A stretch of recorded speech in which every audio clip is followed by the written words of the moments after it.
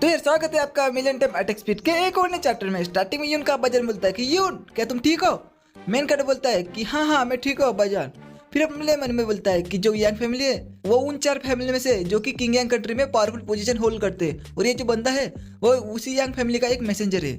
और बस यही नहीं है, जो येकुन है वो चाहता था कि वो यांग फैमिली में शादी करे, और यांग फैमिली भी चाहती थी ये फैमिली से रिश्ता बनाए, और वो ये भी चाहती थी कि पूरी जो ये फैमिली है वो अपना सरनेम चेंज कर ले और हमारा सबऑर्डिनेट बन जाए।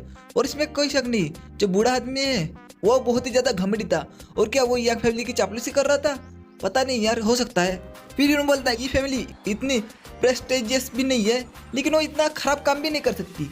फिर जो मास्क वाला बंदा होता है यानी कि यांग फैमिली का बंदा होता है, वो बोलता है कि तुम्हें बहुत ही ज्यादा घमंड है, अगर तुम अपना गला खुद ही काट लेते हो तो मैं तुम्हारे अब्बाजान को आराम से मारूंगा, इतनी दर्दनाक मौत तो नहीं दूंगा।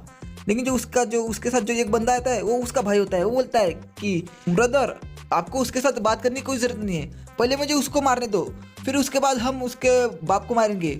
और ये सब जो पूरा कांड है वो बाद में जाकर जो फैमिली हेड है उसको रिपोर्ट करेंगे।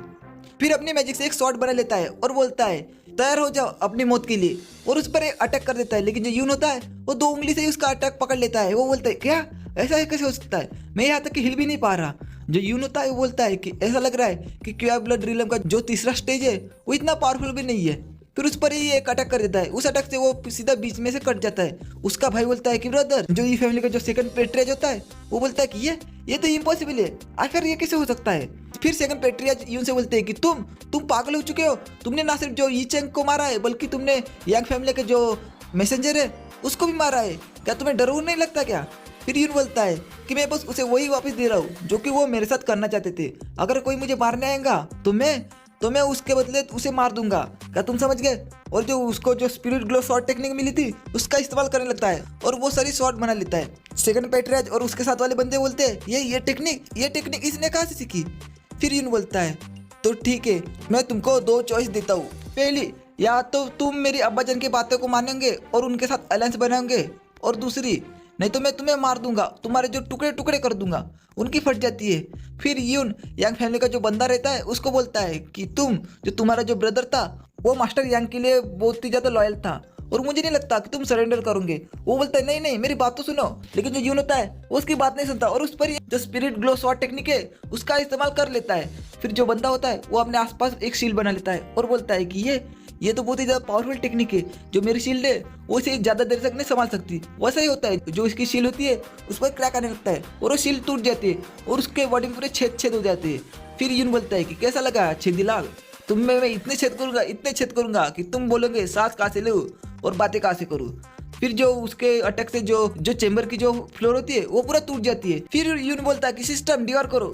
सिस्टम से नोटिफिकेशन आती है डिवॉर सक्सेसफुली हो गए और इससे आपने 60,000 एक्सपीरियंस पॉइंट गेन किए। और एक और नोटिफिकेशन आती है कि कांग्रेचुलेशन होस्ट, आपने क्यूआर ब्लड रिलम के जो सेकंड स्टेज है आप वहां तक पहुंच चुके हो। और एक और नोटिफिकेशन आती है कि जो स्किल पॉइंट है वो अभी बढ़ चुके हैं और इससे आप 5 अटैक स्पीड यूज कर सकते हो, यानी कि 5 गुना अटैक स्पीड यूज कर सकते हो। फिर यून बोलता है कि ऐसा लग रहा है कि जो मेरी अटैक स्पीड है वो अभी बढ़ने वाली है और एक बार अगर मैं देख तो कर लूंगा तो मेरी स्पीड और भी ज़्यादा बढ़ जाएंगी, ये तो बहुत अच्छा है। जो ई फैमिली का जो सेकंड पेट्रियाज होता है वो बोलता है कि इसने ई चंग को मार दिया है और जो यांग फैमिली के जो 2 मैसेंजर थे उसको भी बहुत ही जल्दी मार दिया है, आखिर ये यून इतना पावरफुल कैसे हो सकता है। फिर वो बोलता है कि अभी के लिए हम यही कर सकते हैं और उसके सामने झुक जाता है और बोलता है कि हम मास्टर ई को सर्व करना चाहते हैं। सेकंड पेट्रियाज बोलता है कि हम फिलहाल उसकी बात को नहीं टाल सकते वरना वो हमें श्योरली मार देगा। फिर यून बोलता है कि जो लोगों को ये चंग ने फोर्स किया था मैं उनको एक चांस और देना चाहता हूँ, जो ये चंग के जो बाकी के लोग हैं उसको एलिमिनेट करने के लिए हमारी मदद करो। और बोलता है कि रही बात बाकी के गद्दारों की, तो मैं चाहता हूँ कि उनकी कल्टिवेशन को डिवॉर किया जाए और जो डंजन है उसमें उनको डाल दिया जाए और वो तब तक बाहर नहीं निकल सकते जब तक कि वो मर नहीं जाते। फिर वो 5 जन शॉक में रहते और बोलते क्या कि हम वहीं पे ऐसे ही मर जाएंगे दम घुटते घुटते। फिर जो सेकंड पेट्रियाज होता है वो बोलता है कि मुझे छोड़ दो, बाकी के जो गार्ड रहते हैं उसको पकड़ के ले जाने लगते। फिर जाते जाते बोलता है कि ये यून तुम बहुत ही ज्यादा घमंडी हो और तुम बहुत ही जल्दी दुश्मन बना लेते हो, और जो आज का इंसिडेंट है वो यांग फैमिली तक जरूर पहुंच जाएगा और यांग फैमिली तुम्हारे पीछे पड़ जाएंगी और तुम्हें मार देंगी, और जो ये फैमिली है उसके बर्बादी का कारण सिर्फ तुम रहोगे, ये बात मेरी याद रखना। फिर वो लोग जो सेकंड पेट्रक है उसको वहां से ले जाते हैं, मतलब डंजर में डालने के लिए। फिर यून का अब्बाजान बोलता है कि यून क्या तुम्हें चोट तो नहीं लगी? यून बोलता है कि नहीं नहीं मैं ठीक हूँ अब्बाजान, आपको चिंता करने की कोई जरूरत नहीं है। जो ये चंग के जो बाकी के लोग है उन सब लोगों को हमने मार दिया है और अभी कोई भी हमारे पीछे नहीं आएगा हमें मारने के लिए। फिर उसका अब्बाजान बोलता है कि तुम बहुत ही जल्दी बड़े हो गए हो और ऐसा एक्ट कर रहे हो जैसा कि तुम फैमिली के हेड हो। अगर फ्यूचर में तुम्हें फैमिली हेड बनाया जाएगा तो मुझे बहुत ही ज़्यादा खुशी होगी। फिर यून बोलता है अब्बाजान क्या आप ये जानते हो कि जो सीक्रेट ब्लैक मून है वो कब अनसील होगा? उसका अब्बाजान बोलता है कि शायद से वो 10 दिनों में हो सकता है। जो सीक्रेट फैमिली फोर्स ज्वाइन करेंगी तब उस सीक्रेट ब्लैक मून को अनसील किया जा सकता है। और आखिरकार तुम ये मुझसे क्यों पूछ रहे हो? फिर यून सोचने लगता है और बोलता है और जो सीक्रेट ब्लैक मून है वो ब्लैक माउंटेन के डीपेस्ट एरिया में लोकेटेड है और उसके अंदर एक सीक्रेट केव है जिसके अंदर जो पौरस है उसको छोड़ा गया है और जो बायन सिटी की जो 3 ग्रेट फैमिली है वो उसकी रखवाली करते हैं। फिर यून बताता है कि जो सीक्रेट केव है उसके अंदर बहुत सारा स्पिरिचुअल हो रहा है, लेकिन उसके अंदर डिमोनिक बीस्ट है जो कि बहुत ही ज़्यादा पावरफुल है और उसके अंदर बहुत सारे रेयर और बहुत सारे महंगे ट्रेजर भी है और वहाँ पे मार्शल आर्टिस्ट के कल्टिवेशन के लिए बहुत सारे रिसोर्सेज भी हैं।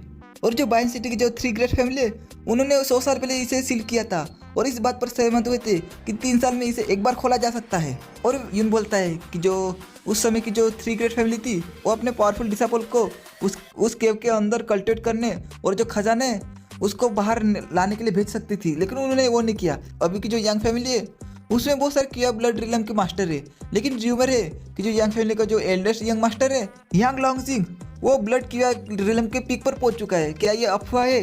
क्या ये सच है? अगर ये सच होगा तो मैं उसके साथ फाइट करूंगा। अगर मुझे उसके साथ फाइट करनी है तो मुझे अपनी पावर को बढ़ाना पड़ेगा और ऐसा लगता है कि मुझे जो सीक्रेट ब्लैक मून है उसकी ट्रिप के लिए जाना पड़ेगा। और ये पे अपना चैप्टर खत्म होता है। तो आपको ये वीडियो कैसा लगा मुझे कमेंट में जरूर बताना। मैं मिलता हूँ नेक्स्ट वीडियो में, तब तक के लिए बाय बाय, सायोनारा।